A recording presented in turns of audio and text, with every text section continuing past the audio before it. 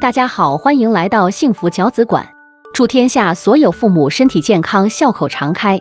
每天为你更新最新的内容，请点击订阅，就不会错过任何的文章。夜深人静，我悠悠醒来，借着透过窗帘的朦胧月光，我看到一个可怕的场景，身边一对男女正紧紧地相拥而眠，看起来异常亲密相爱。我只觉得气血迅速从四肢向头部涌来，身体忍不住颤抖起来。我做梦也不会想到，婆婆和丈夫金宇竟然以如此暧昧的姿势睡在一起。我完全失去了理智，我顾不上穿鞋，直奔洗手间取来一盆水，使出浑身力气向床上泼去。随着婆婆一声凄厉的尖叫，金宇随手打开窗头灯，接着便是婆婆的破口大骂声：七云，你发什么神经？有病赶紧吃药。说完，她神经紧张地用枕巾擦拭金宇的头发，不停地问儿子没事吧。金宇气急败坏地指着我说，大半夜的不睡觉发什么疯？我气得泪珠滚落。你们才疯了，你妈想男人想疯了，凭什么抱着你睡觉？婆婆不甘示弱，直接下床骂我，我儿子娶你之前我们就睡在一起，别看他娶了你，但他还是我儿子，这个事实改变不了。不拉着我的手他睡不着。够了，又是这个奇葩的理由。可他已经结婚了，应该有属于自己的天地和自由。面对我的指责，婆婆的脸色瞬间苍白起来，之后边捂着胸口瘫倒在床上，同时声泪俱下地控诉着：儿子妈该死，惹你老婆生气了，妈明天就回老家自生自灭去。如我所料，婆婆的苦情戏一出场，丈夫的心便刀割般疼痛起来。他懊恼地吼我：七云，你能不能别再作妖了，好好过日子不行吗？非要把我妈气出个好歹来。这就是口口声声说爱我10000年的丈夫，他永远无条件的宠爱婆婆，哪怕他的做法变态的令人发指。这次我绝不能再忍。我和金宇的婚姻羡煞了所有的亲戚朋友。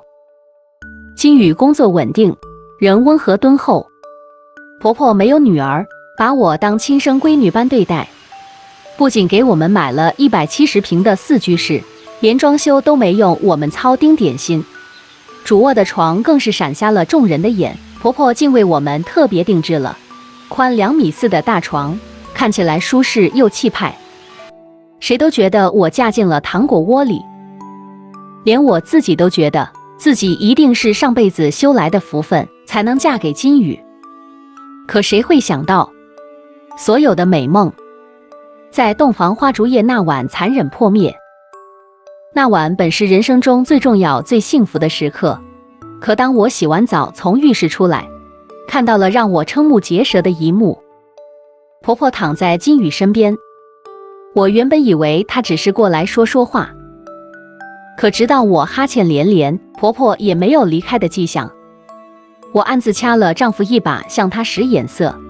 丈夫秒懂，不知道他低声向婆婆说了什么。婆婆的脸色有些抑郁，她磨磨蹭蹭下床后突然对我说：七云，金宇从小到大都是我陪着睡的，今天虽然是你们的洞房花烛夜，但也不能例外，你们先赶紧干正事，我1个小时之后再回来。听了婆婆的话，我浑身起了一层鸡皮疙瘩，这是什么意思？以后难道都要3个人一起睡吗？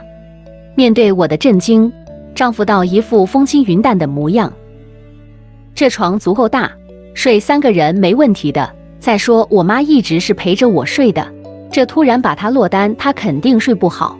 其余你知道的，我妈一个人把我拉扯大不容易。我简直不敢相信，这话是从受过高等教育的丈夫嘴里说出来的，不容我继续反驳。丈夫一把抱住了我：启云，别在这点小事上浪费时间好吗？今晚可是我们的新婚之夜。说着，密密匝匝的吻便落了下来。我哪里有丝毫缠绵的心思，我奋力把她推开，五脏六腑都要气炸了。这是想什么？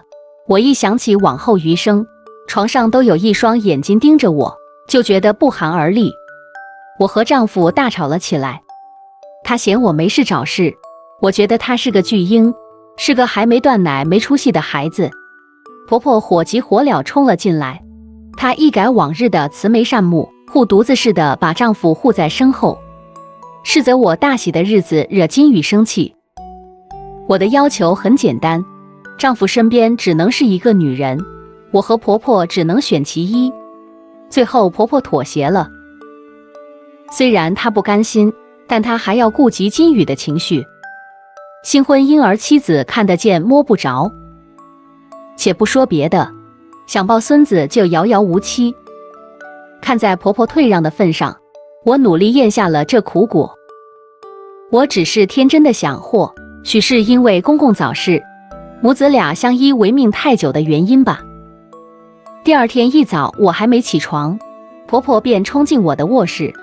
她来到金宇身前，一脸宠溺地用手抚摸他的脸庞，询问他昨晚睡得好不好。当看到金宇的黑眼圈时，婆婆意味深长地望了我一眼，然后急匆匆地走了出去。十几分钟后，婆婆拿着2个煮熟的鸡蛋，开始给他按摩眼部，那小心呵护的样子灼伤着我的眼睛。早饭时，婆婆时不时地抹眼泪，心疼金宇昨晚没睡好。金宇打着哈哈说他昨晚睡得很好。婆婆失望地抬起泪眼离开妈妈。你真的睡得好吗？我听了只想呕吐。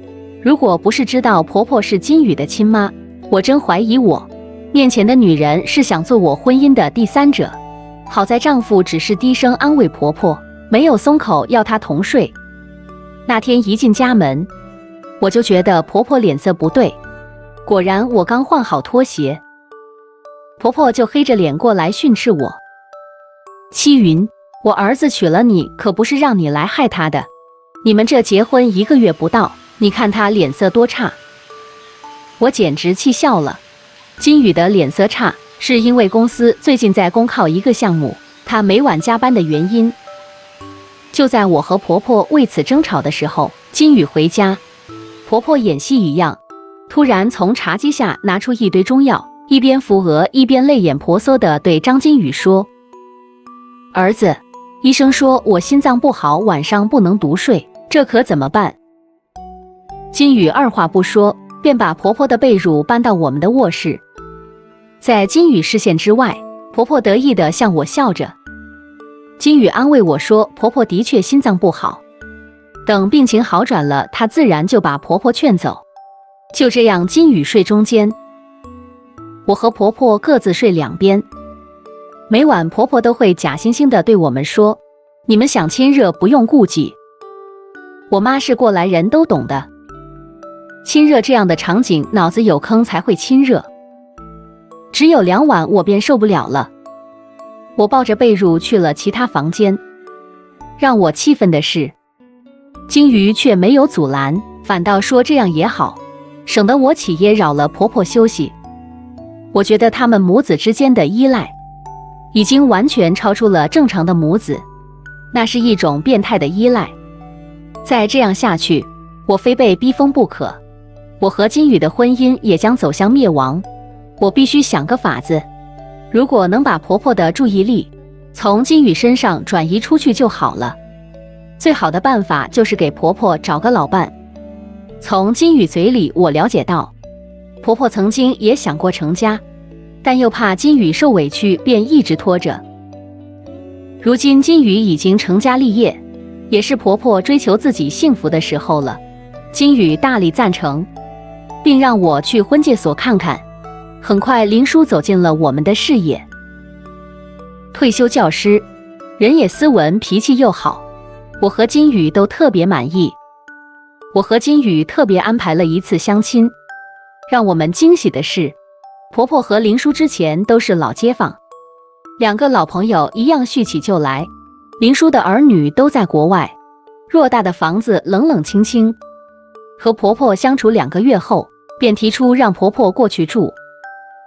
可让我们震惊的是，婆婆坚决不同意，说哪怕她和林叔结婚了，她也不可能去林叔家住，她不喜欢别人家的味道。这都什么奇葩理由？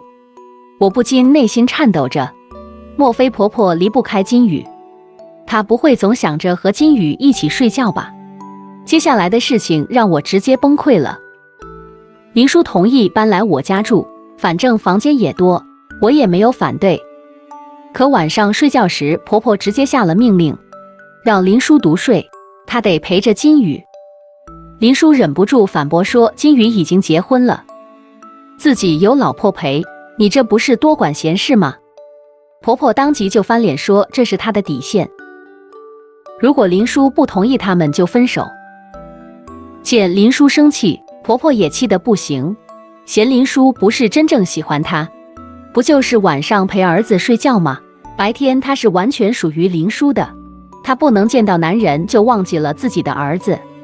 婆婆说林叔太自私，根本就不为她着想，或是看林叔的目光太无奈和震惊，婆婆最终退让一步，说晚上12点之后她再陪林叔睡。林叔气得摔门而去。婆婆和林叔的分手，非但没让她反思自己的错误，反而还变本加厉地斥责我，是我心肠太黑，变着花样想要离间她和金宇的母子情。我向金宇提出带婆婆去看心理医生，却遭到金宇的斥骂，说妈妈想跟儿子睡，怎么就是心理有问题了？婆婆在她身边睡，她也觉得特别踏实，难道她心里也有问题？她说我想得太龌龊，该看心理医生的人是我。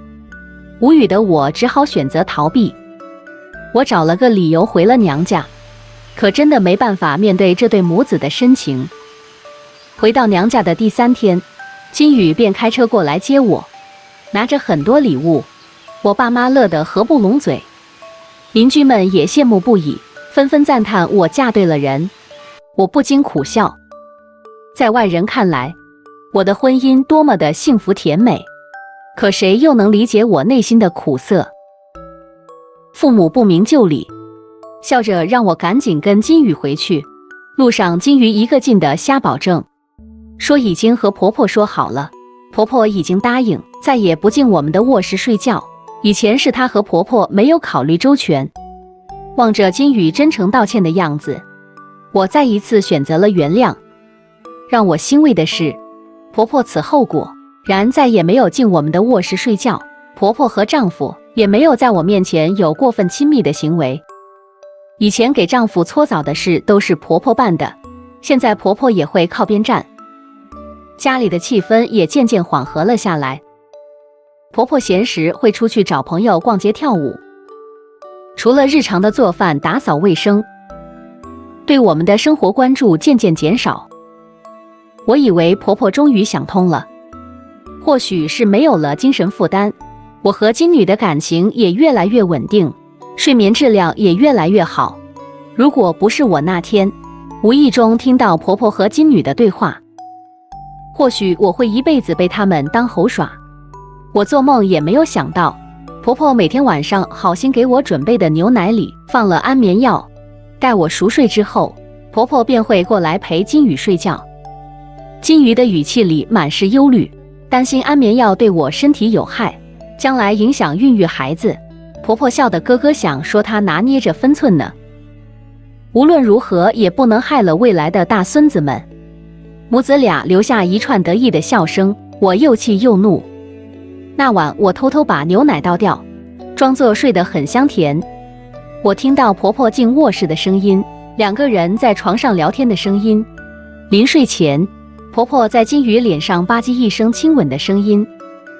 深夜我偷偷从床上坐起来，便看到了两人紧紧相拥而眠的样子。我拍下照片后取了一盆水将他们叫醒。我无法容忍婆婆对金宇的变态眷恋，更无法容忍他们母子俩对我的隐瞒和欺辱。我果断提出离婚。金宇慌了，声泪俱下的祈求我原谅，下着可笑的保证。婆婆却一脸嫌弃，劝金宇说，妈妈只有一个，但媳妇随时可以换，何必挽留。说自从我嫁进他们家，天天找事，就是一个做女。在婆婆的威压下，金鱼很快同意离婚。